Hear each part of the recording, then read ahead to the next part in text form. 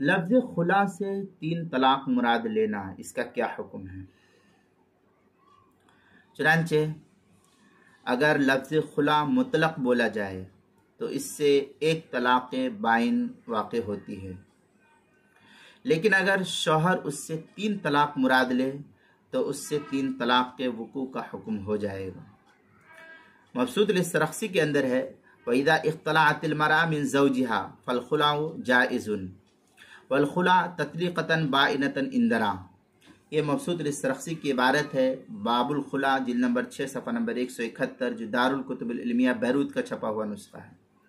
فتویٰ شام میں ہے وَيَقَعُ بِهِ تَطْلِيقَةٌ بَائِنَةٌ إِلَّا إِنْ نَوَىٰ ثَلَاثًا فَتَكُونُ ثَلَاثًا وَإِنْ نَوَىٰ ثِنْتَيْنِ كَانَتْ وَاحِدَةً بَائِنَةً كَمَا فِي الْحَاكِمِ۔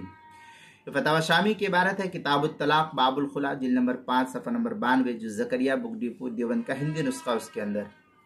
کتاب المسائل 5ویں جلد صفحہ 252 پر اس کو نقل کیا گیا ہے۔